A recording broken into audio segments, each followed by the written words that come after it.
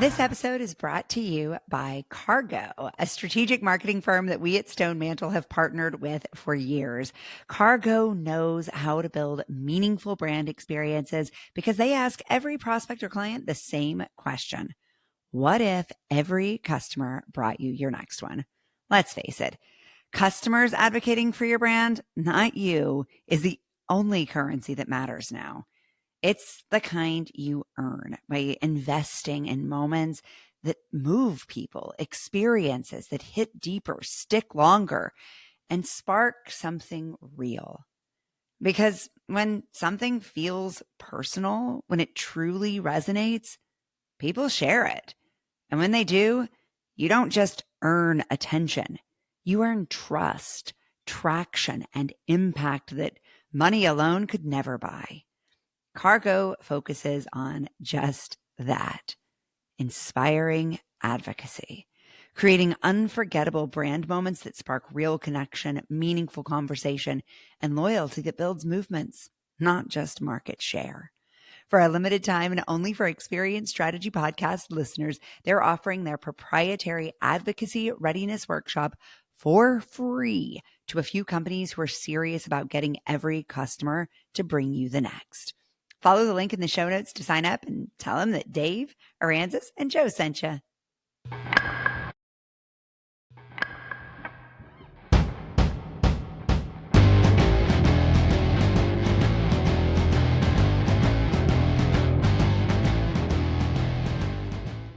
Welcome to the Experience Strategy Podcast, where every week we talk about something hot in the news that is related to experience strategy. Your hosts are Joe Pine, author of The Experience Economy and lots of other bestsellers, Dave Norton. That's your name, right?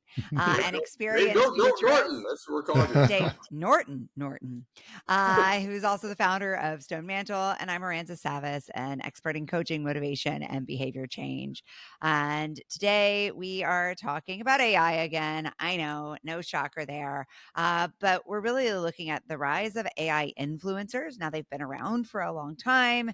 They have made a lot of noise over the last couple of weeks, especially as the original Lil Miquela, who I think maybe has been around since about 2019 and raising questions about AI personalities and trust, has now found her match in Zelu, both of which have millions of followers and are generating like massive income. We're talking hundreds and hundreds of thousands of dollars over the course of a given week for the teams behind them. They are not real humans, though. You could say, arguably, there's a team of real humans behind them, but it is a machine-generated identity who is being presented with strong opinions and personality. Joe is booing in the background. I wonder if that's what happened when Zelu went to the U.S. Open last week. Oh, wait, she didn't go to the U.S. Open. She just showed pictures of herself having gone to the U.S. Open, and those were sold on social. And bizarrely, that is not why people unfollowed her. They unfollowed her because she was tacitly endorsing Speaker Pelosi. And I think that's fascinating, right? As I was scrolling her, who's no longer speaker, by the way. I just thought I'd point that out. Yeah, exactly. Though her Instagram handle is still, I guess, Speaker Pelosi. I should say former Speaker Pelosi. Yeah, that doesn't really have a ring to it, though, on your Instagram handle, I guess, if you want to be known as Speaker Pelosi. And so, I think what that says to me is that people are looking to have a parasocial relationship with machines. And we've talked about this on the show multiple times, but a parasocial relationship, not just with a living celebrity, but a machine celebrity, is something altogether different. and as I think about who this audience is, I was fascinated when I went over to check out Mia Zelu's account, who I wasn't aware of. I have like 20 followers in common with her. Right. So it isn't, and none of the people who follow me are probably teenagers, right? So it's not kids necessarily that we're talking about. This isn't the digital natives in Gen Alpha and Gen Zeta, but rather it is a wide range of people. And so I think as we talk about this, we're going to have to talk about trust. We're going to have to talk about what this means for the future of the influencer economy, what this means for brands who are building relationships with these folks. A quick scroll of any of these accounts, and you're going to see that largely their influence is driven through partnership because brands are hungry to communicate or to be associated with these machines. And for me, it really got me thinking back to, I don't know, do you guys watch Black Mirror? Yes. It's I don't. I don't know anything about it, but I will. If you tell me, it's watch good. it all. I'm obsessed. I Yeah. don't read the news. I just watch Black Mirror. No, not really. Just kidding. That I won't admit that. I love Black Mirror, and having seen these episodes when they initially came out, I mean, it's scary. There is an episode about an AI musician called Ashley that I think about a lot. And Ashley was a fully cultivated performer. She was up on stages. She had a massive following, and she was not real. She was not a living, breathing human being, but who she though believed she was. There's a play that was recently on Broadway, won some Tonys, called Maybe Happy Endings, and it is about sort of the emotional journey of the life of a robot through retirement and finding purpose post retirement in their service careers as robots.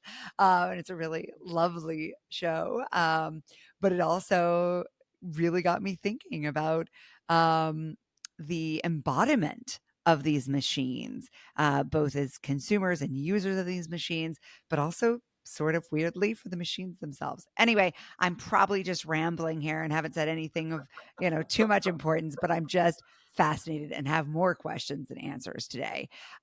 Dave, let's kick this actual conversation off with you. Well, I don't, I can't keep up on everything that's going on with AI or AI influencers, and no one really can, right? There's just too much going on. Yeah. But I think this is a really interesting inflection point in terms of kind of how we think about the history of trust. Mm-hmm. And where trust is going. Mm-hmm. And I don't know the answer. Maybe we'll be able to divine the answer, but it seems to me like historically you've been able to say, trust us because of our reputation. And now trust is a very complicated kind of thing that when people say, I don't trust her because she's AI, they might be saying a number of different things. They might be saying something along the lines of, my values don't align with her values. I don't trust the data that's associated with it. It's not real, which is an authentic play, Joe, right? Is she really real? I mean, she's as real as she can possibly be for a digital storyteller, which is what she describes herself as a digital storyteller. So there's lots of different ways. You think back to the 2000s when the internet era took off. The two key words for trust were transparency and information. We needed transparency. We needed information. In the 2010s, that's when social media kind of took off. We were focused on peer-to-peer recommendations. Everybody was talking about social proof. And that's what trust was about. I think the 2020s started out talking about values alignment. I don't know if we're going to stick with that because there seems to be such a big divide. Maybe we are. But data stewardship and being authentic are going to be really interesting. What does it mean to be authentic, and how does that relate to trust? I think is a really interesting thing for us to dive into. Mm-hmm. Mm-hmm. Yeah, and I mean, I think what you're saying about social proof is really interesting here, because in fact, we are still driven by a desire for social proof. Right. It is, however, manufactured social proof. So what was so attractive about social proof is it felt like a human, a non-corporate entity can tell me about an authentic experience in a That they way that will had. help me have confidence in my purchase. Right. Love the way you However, we are talking about the exact opposite here. We are talking about and now, I mean, that is our relationship. We have this very murky relationship with social proof. So I go and I read. Like yesterday, I got I got like the 20th email from somebody who was offering me this business service that sounded really attractive, and I reached out to a real human being friend in that category, and I said, "Hey, do you know anything about this company?" She was like, "No, but take a meeting with them and let me know what you find out." So then I started to do some research on my own because I was like, I don't know how much more of my data I want to give them before without more social proof. So I started to do some research and I looked at Trustpilot, and there were 15 reviews. 14 of them 5-star, glowing, 1 totally negative. Now, the glowing ones seemed legit at first read. The 1-star said, and I'll try to quote it as directly as I can. It said, "Read those 14 reviews. I ran them through Is This an AI?" And they all came back rated 100% AI. Oh my gosh, that's awesome. Come on, What a great Trustpilot. story. Right, So but did you believe that 14th one? No, I don't know that 15th? I do. Yeah, that's an I don't believe awesome any of story. them. You know, it's So not a what is competitor social who put proof that review up anymore? there. Yeah, what is it? You know, it strikes me that in some way we've been preparing for this moment for a long time in the movies that we watch and Mm-hmm. the stories that we read about super intelligent technologies that are out there. There was always this base premise that unless something went wrong, the technology, the intelligent technology, was going to be logical. And the way to kind of solve for things was to be human and balance out the logicalness of the technology. I think the more that we get into the world of AI and the way things are going, it's not that black and white. And I It's actually thought it was going to be much. the other. Just to counter that for a second, I feel like most of what I'm hearing is, well, machines can't replicate empathy. Right, And which is right. right, Go that ahead. they are Of course they not can. capable of emotion. However, I think we have an abundant set of data that says, well, how do humans learn empathy? They learn it through modeling. And That's a It's good a exactly point. what set of AI does. data that we collect throughout the course of our lives, and that same data is available to the machine. So I don't know. I as like a super empathy driven person, every part of my life is rooted in empathy and compassion and connection, and I'm not confident that we've got the lock on that as humans. Yeah. Well, my personal point of view is we have the lock on it, but it can be simulated. I mean, all the AI does is they simulate that. They Why is don't it any actually less real have if it's a empathy. machine? If they're basing it on the same data we have? Well, the same argument can be made for Mia, right? Yeah. Why is she any less She has real? leukemia right now. Oh no, that's I'm not even kidding. Where's she Little getting her Miquela treatment? I haven't seen any posts has on that. leukemia. She is going through treatment, and people are thanking her because of course she's got millions of followers and she's raising awareness about this. This machine has a blood disease that she was paid to have, that her handlers were paid to have. Yeah. One of the things about these things in the New York Times article, this vice president of partnerships for Dapper, which I assume has used her, talks about, I'm just reading it off here. Miquela has a fantastic team behind her. We think it's healthy to have multiple people thinking through Miquela's, I guess, voice, analyzing what we're seeing her audience care about, what her audience cares about, worry about, think about, and also understand what are the problems in the world today that Miquela can have a voice on. Well, Miquela doesn't have a voice on any problems today because Miquela doesn't have a voice. It's her handlers behind her. This is different. This is different than a full-fledged personality. In all these marketing cases, it is actually marketing people that are putting her in these situations, saying what she's going to do. There's primarily AI images that are being used to be able to sell this. And the one below this quote in the New York Times, it has a picture of Miquela in front of a BMW, and I think it says what it's from. This is 2023, and it says in big letters, partially generated by AI. But it doesn't tell you, well, the person is all generated by AI. It was in the landscape is the real part. No. The only real part is the machine. The Dapper, exactly. And so Dapper Labs, those, yes, are the guys who are creating this account and running this account. But what is informing their decisions? AI. Right. So they have AI crawlers who are analyzing what. Money. Yeah. And they have AI though crawling. They tell the AI what to think in this case. It's not the AI thinking by itself. They have said to the AI. Because some leukemia association paid its money. It's AI didn't come up with, I think I'll have leukemia.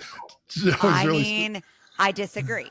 I disagree and think it's possible because what they have done is they have trained this AI to analyze these millions of accounts and ask what kind of content people are engaging with. What are they engaging with?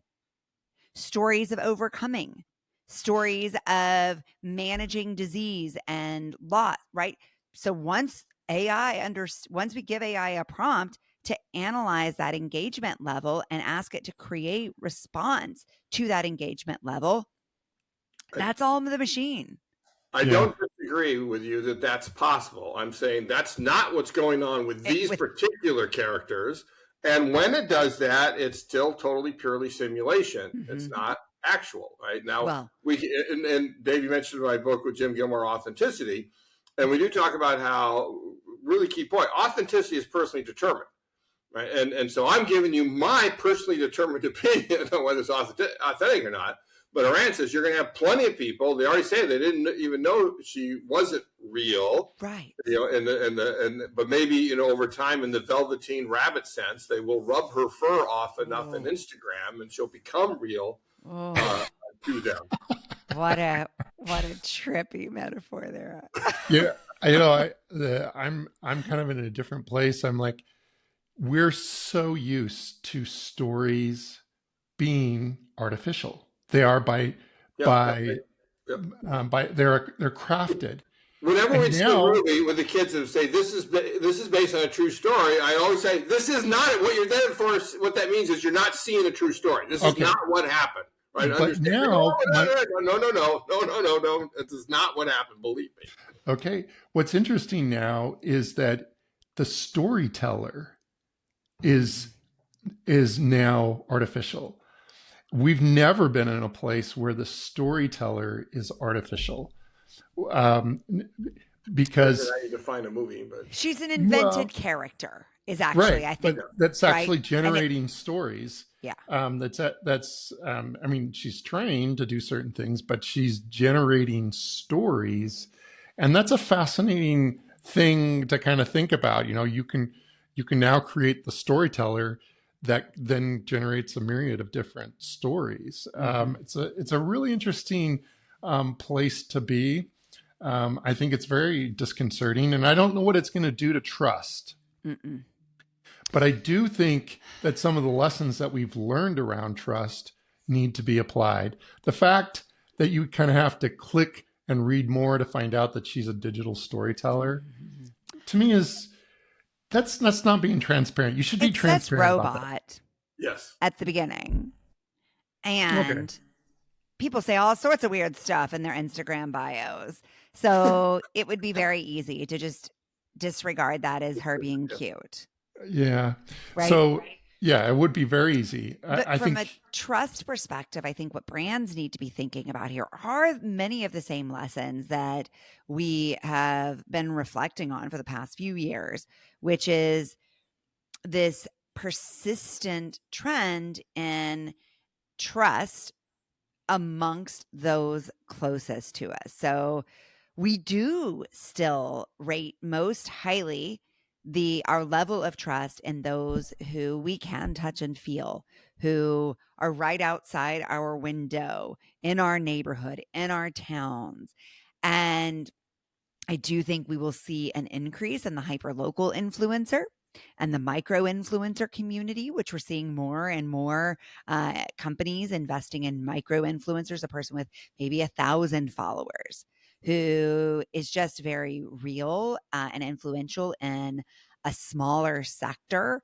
And so I think we're going to see some investment dollars shift there from, okay, the person with the 24 million followers that nobody's ever actually met or can really genuinely relate to the person that they might get to meet up with once a year, but who is also being paid by these brands. And so it's largely the same economic arrangement, just on a much smaller scale. But from an experience standpoint, um, because right, like experienced strategists are less likely to be the ones who are creating brand partnerships specifically, or thinking about influencing, but they are thinking about how to build a trusting relationship. And that, I think, for most of our clients, is going to be a matter of thinking about what their service experience is like. well, and Where I'd do you take it. use a machine and where do you use a human? I would take it a step further for experienced strategists. I think, experienced strategists are there to oftentimes to represent the customer and to Mm-hmm. think forward about what are the implications that are going to come. So, a couple of lessons I think that experienced strategists can take away from this. First of all, there does need to be some sort of disclosure. And if Mm-hmm. your company Mm-hmm. is not in the business of actually disclosing, then you're affecting trust. Mm-hmm. Secondly, when you make something that is visually perfect with the intent that it's going to be perceived as real, Mm-hmm. that can be seen as being manipulative. Mm-hmm. So, Plus the fact that if it's visually perfect, it's generally not thought of as real. It's the humanness of the Right. patina of good Have you authenticity. read points. about how many content creators now are like intentionally planting mistakes in their Right. AI generated Well, content for that I was reason? just going to go there. Yeah. It may very well be that the mistake that somebody makes in your business is the thing that signals to the customer that this is real, Yeah. which is a fascinating flip for most Yes. experienced strategists Yeah. because we've been trying to get rid of flaws for so long. Mm-hmm. Um, you need to be careful about emotional manipulation. That's, we've been able to say the sales guy sells, the marketing person tells a story, the experienced strategist tells the truth. You need to be careful. One of the things the strategist needs to do is be very careful about emotional manipulation. Yep. And because the tools are far more powerful. Because if you don't do those types of things, your trust is going to erode. And it is going to be because of the experience that it's going to erode. So I think that there are some real lessons that experienced strategists need to be gleaning from these AI influencers about how they think about representing the customer. I will say what they can learn beneficially from them, going back to how they're generating such viral content, is they're really listening to what their customer cares about. Yeah, almost to a fault. They're doing an excellent job of it. And that's what they are using their AI for. I mean, Yeah. for many things, but at the root of it is that they're making it their business to understand what their customer cares about. And I think we can all do a better job of that and challenge ourselves to use technology, to use AI specifically to help us understand what our customers want and need and make it our business to respond to those wants and needs, hopefully in more authentic ways. But that underlying data set is core nonetheless. Yeah. So I'll just, as a closing comment, mention the movie Her with Joaquin Phoenix as a sop who falls in love with an AI voiced by Scarlett Johansson, which I for one can perfectly understand. But and that AI did all the just stuff that you were just talking about in terms of understanding this person as an individual and so forth. And I wouldn't necessarily say it's a great movie. It is like a long episode of Black Mirror. That's the sort of ilk you get. And but I just love the ending. Where and so stop now if you haven't seen Her and want to see it. This is a spoiler alert, right? Spoiler alert. Well, I love the ending where the AI is basically decide just to go off by themselves and commune with themselves and leave the humans alone. And so one can only hope that would happen here in this case as well. I'm not sure I agree, but all right. I mean, interestingly, and maybe happy ending, here's my spoiler alert there. The retired helper bots are retired to essentially a retirement village where they are ordering their own replacement parts until they become completely obsolete. No more replacement parts are available. And so the machines would ultimately eventually break without any human management. And that is when they would be non-functional. But out of a sense of loss and longing and purpose for their professional success, the deep relationships they had with their humans, they end up going off on an adventure together to try to reclaim some meaning and purpose in their lives. And ultimately still, just like a human being, die. So it is actually pretty tragic and not entirely dissimilar to what you're describing there. So maybe that's something art is foretelling for the future. Or maybe we're just looking for ways to relate to these machines, and by making them feel more human, they feel a little less terrifying. Yeah, could be. Well, this has been fun. If you've been listening for a while, we really appreciate you. And we love hearing from you guys on our Substack, The Experienced Strategist. Dave is our principal creator over on the Substack, but Joe and I are certainly there doing our thing as well on our own Substacks. And we're always all so excited to hear from you, our listeners, and to continue these conversations. If you see something in the news and you think, man, I wonder what Joe Pine, Dave Norton, and Aransas have to say about this. Send it our way. We love hearing your ideas for what we should be talking about. Wouldn't be very good experienced strategist if we didn't, would we? We'll see you next week with our next article.